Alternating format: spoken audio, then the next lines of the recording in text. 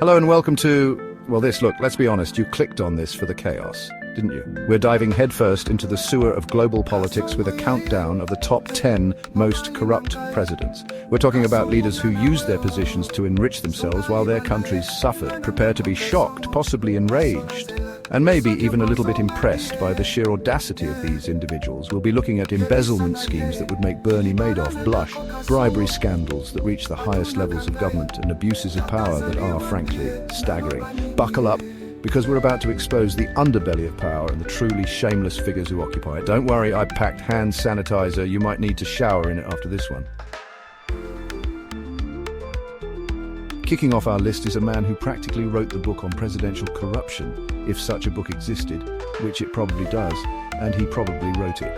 From siphoning off foreign aid to lining the pockets of his cronies, this guy treated his nation's treasury like a personal piggy bank. But it's not just the blatant theft that lands him on this list. It's the fact that he managed to do it all with a smile on his face and a song in his heart, all while his people were left to grapple with poverty and despair. You almost have to admire the commitment to villainy, right? Next up is a leader whose economic policies can only be described as creative. I mean, sure, on paper, selling off all your state-owned industries to your brother-in-law at bargain basement prices might seem like a bad idea. But hey, who are we to judge? Well, the International Monetary Fund for one, and the World Bank, and pretty much every economist worth their salt. This guy's mismanagement and blatant self-dealing sent his country spiraling into an economic crisis so deep, they're still finding the bottom. You know what they say, if you want to get ahead in life, it's all about who you know. And in the case of President Xi, it's about who you bribe. This guy built an entire political career on backroom deals and shady agreements. Need a government contract? Just slip a little something to one of his associates, and you're good to go. It's enough to make you wonder if he even remembered what it was like to govern without a suitcase full of cash changing hands. Spoiler alert, he probably doesn't. Chapter 4. President D fraud guarantee. Some leaders are content with just skimming a little off the top. Not President D. This guy went all in on corruption, engaging in fraudulent activities that would make even the most hardened criminals blush. We're talking about rigged elections, fake companies, and money laundering schemes so complex you'd need a PhD in finance to understand them. It's enough to make you wonder if he ever even bothered to read the Constitution, or if he just used it as a coaster for his ill-gotten gains. Chapter 5, President D Nepotism Probe. You know that saying, it's not what you know, it's who you know? Well, President E took that to heart. And by took it to heart, I mean he stuffed his entire cabinet full of family members and close friends, regardless of their qualifications. Because when you're running a country like your own personal fiefdom, who needs experience or expertise? Just make sure your nephew knows how to sign his name on those government contracts, and you're golden. Chapter 6, President F, Money Launderer Extraordinaire. Offshore accounts, those mysterious, sun-drenched havens for the world's dirtiest money. And trust me, nobody does dirty money quite like President F. This guy took money laundering to an art form, using shell corporations, shady banks, and a network of enablers to hide his ill-gotten gains. It's enough to make you wonder if he ever even saw his own country's currency, or if he just dealt in stacks of unmarked bills and gold bars. You know what's worse than a corrupt leader? A corrupt leader who silences anyone who dares to speak out against them. And President G was practically a masterclass in repression. Journalists jailed, opposition leaders disappeared, whistleblowers, well, let's just say they learned to keep their mouths shut. It's enough to make you wonder if he ever heard the phrase freedom of speech, or if it was just drowned out by the sound of his own propaganda machine. Some leaders collect stamps, others collect fine art. President H, he collected assets. And by assets I mean mansions, yachts, private jets, and enough luxury goods to make a Kardashian blush. And where did he get all this wealth, you ask? Well, let's just say his government salary probably didn't quite cover it. It's enough to make you wonder if he even knew what a normal person's life was like, or if he was too busy swimming in a pool of champagne to notice. They say democracy is a game of inches. And in the case of President this and that, it was a game he rigged from the start. From stuffing ballot boxes to intimidating voters, this guy used every trick in the book to stay in power. And if that meant bending, breaking, or completely ignoring the rules, well, so be it. It's enough to make you wonder if he even knew what the word democracy meant, or if it was just a meaningless sound he made between bouts of election fraud. Look, I'm not saying Zakayo is innocent. The man's got more baggage than a cruise ship full of retirees. And the Kasongo Ruto meme, let's just say it doesn't exactly paint him in the most flattering light. But is he the most corrupt president on this list? Honestly, it's a tough call. He's got stiff competition, that's for sure. But one thing's for certain. When it comes to corruption, Zakayo's definitely playing in the big leagues. So there you have it. The top 10 most corrupt presidents of our time. A group of individuals so brazen, so shameless, and so utterly lacking in morals, they make your average used car salesman look like a saint. It's enough to make you want to give up on humanity entirely, isn't it? But don't despair, because for every corrupt official out there, there are countless people fighting for transparency, accountability, and a better world. So keep those torches and pitchforks handy, folks. We've got a lot more work to do. Thank you for watching our countdown of the world's most corrupt presidents. Don't forget to like, share, and subscribe for more eye-opening content. And if you happen to see any of these guys on the street, maybe cross to the other side. Oh yeah, Mombali nanga Kasongo mbona wewe songa libala. Oh yeah. Kasongo mbona wewe. Mimi sina mengi ya kusema.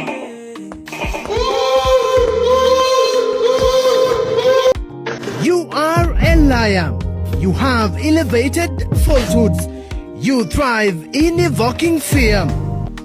Kasongo Mombali nanga Kasongo mbona wewe songa libala. Kasongo Kasongo mbona wewe Mombali nanga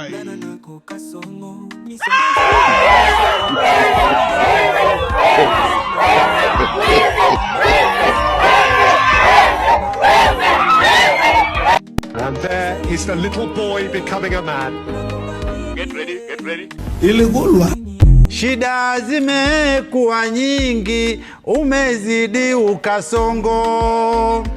Viongozi hawapingi hata kama ni uongo. Wamekuwa mashangingi kujifanya wanachongo. Holiday imefika, Wakenya wako mawaya. Hapa nashusha bendera, naondoka mwana kwetu. Kuna mambo yanakera, tuambiane wenzetu. Sote tumetekwa nyara, twaishi kama majitu. Holiday imefika, Wakenya wako mawaya. Shida zimekuwa nyingi, umezidi ukasongo. Viongozi hawapingi hata kama ni uongo. Wamekuwa mashangingi kujifanya wanachongo. Holiday imefika, Wakenya wako mawaya. Niliona hata watu wengine wanajaribu glorify ati airport imesimamishwa. Sasa wale wamesimamisha ujenzi wa airport ni mashujaa. Mashujaa wa kufanya kitu gani? Airport pale iko kwa runway. Airport inafuja, iko kwa tent. Nchi zingine wanajenga airport zao. Yetu hapa Kenya ni sijui ni aina gani. Alafu kuna watu wanaongea hapo, tumeshinda sana, sasa tumesimamisha kujenga airport. What gain do you make, do you get when you stop the building of an airport in your country? Na huna mpango mbadala. You have no ideas of how to build any airport. You have no clue how it is going to build. Wale wanapinga airport hata hawajawahi kukanyaga kwa airport hata siku moja. Sasa unapinga tu Kasongo Mombali nangai. Lakini ndio hivyo. Kasongo ngana wewe. Lakini mimi nataka niwahakikishie airport mpya tutajenga. We are going to build a new airport in Kenya. We may have stopped Adani from doing it. I was confident that he was going to build our airport and he was going to do a good job. But because of the law that bars us engaging with people who have cases. We stopped it. But that does not mean we are not going. Yaani wewe Kasongo yeye umeharibia suti jina. Mpaka sasa hivi Mkenya yote akivalia suti anaonekana muongo. Wewe Kasongo mbona wewe? Kasongo yeye, mbali na ngai. Kasongo ngana wewe.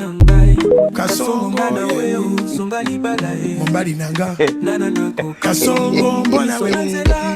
Songali bala. Oh yeah. Kasongo mbona wewe? Mbona wewe? Mbali na ngai.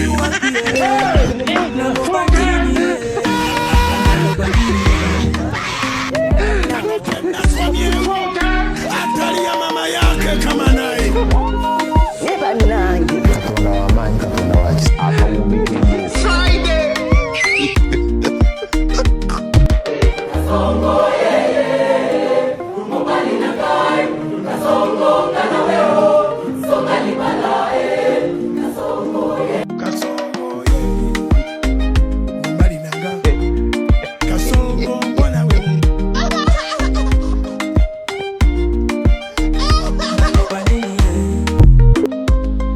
Zakayo si jambo. Bora tulipe ushuru. Zakayo ni jina, hakuna problem. Tunaweza kusonga mbele. Bora tujenge Kenya hii. Watu wapate manyumba. Tuwe na affordable, tuwe na universal health coverage. Watoto vijana wetu wapate ajira. Zakayo ni jina, tuendelee mbele. No problem. Kwa sababu tutakuwa tunajidanganya. Na tumejidanganya muda mrefu. Ya kwamba nchi inaweza kujengwa na madeni kutoka nchi zingine. It is not possible. And I have to be brutally honest to my fellow citizens. We must face up to the reality. We must build our country with our energy, with our knowledge, with our talent, with our effort, with our plan, and with our taxes. That's how we are going to build this country. Kasongo yeye. Mbali na ngai. Kasongo mbona wewe? Songa libala. Oh yeah.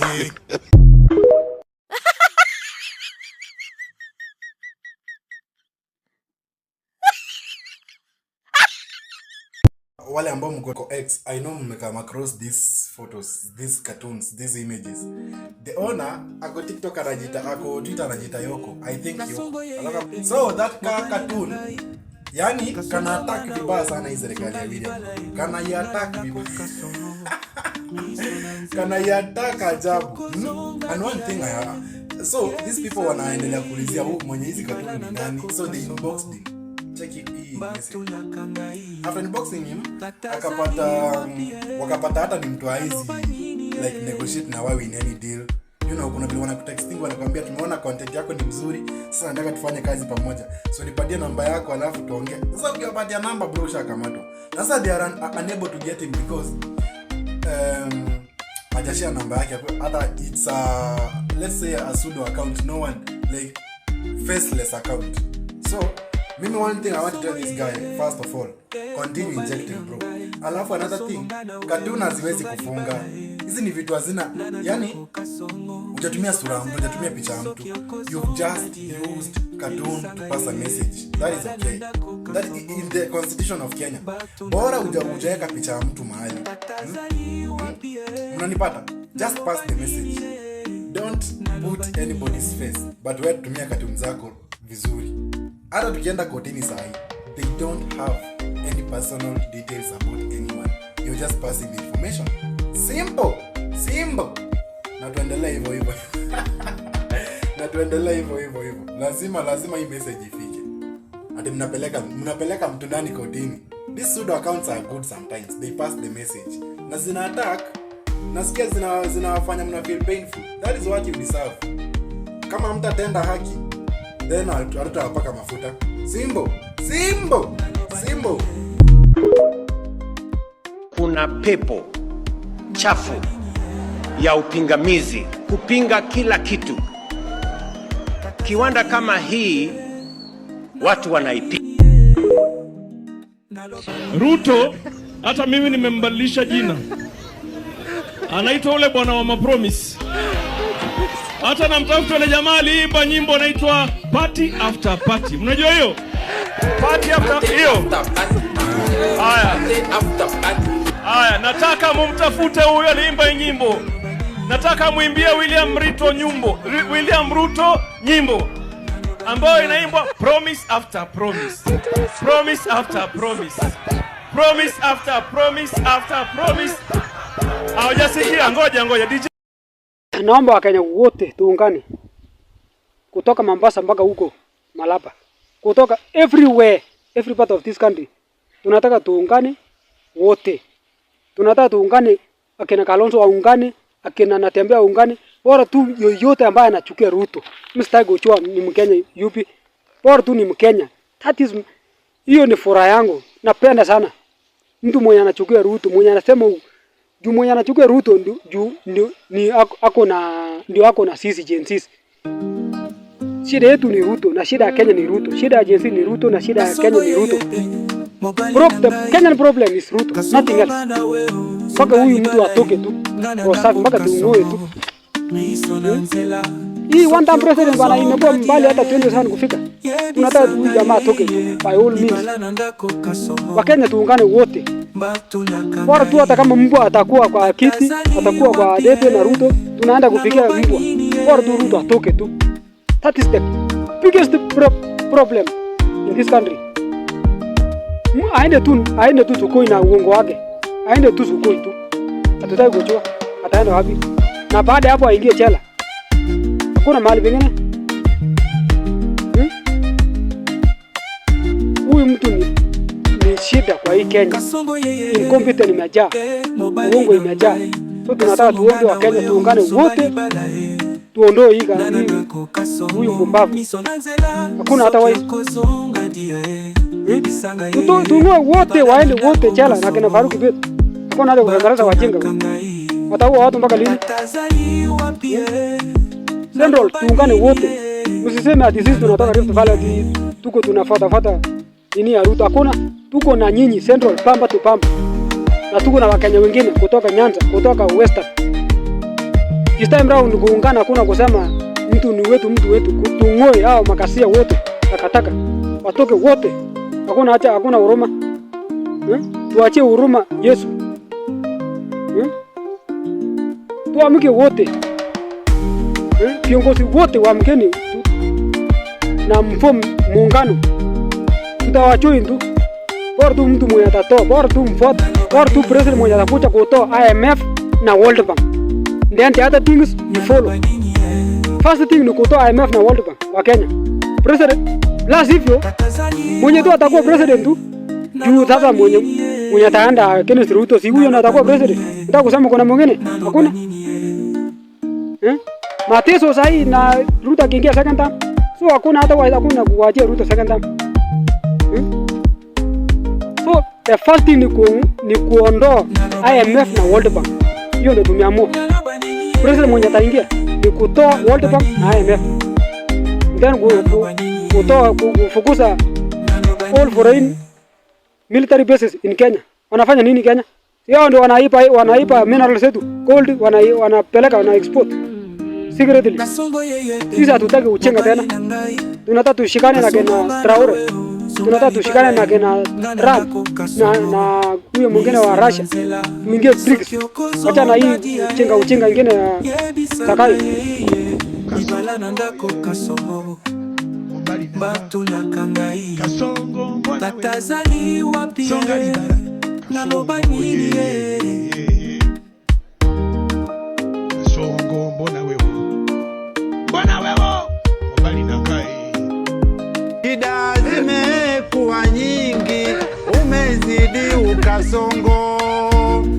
Viongozi hawapingi hata kama ni uongo. Wamekuwa mashangingi kujifanya wanachongo.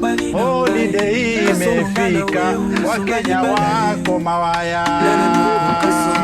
Misonanzela soki okozonga die yebisanga yeye ibala nandako Kasongo batu nakangai tatazali wapi naloba nini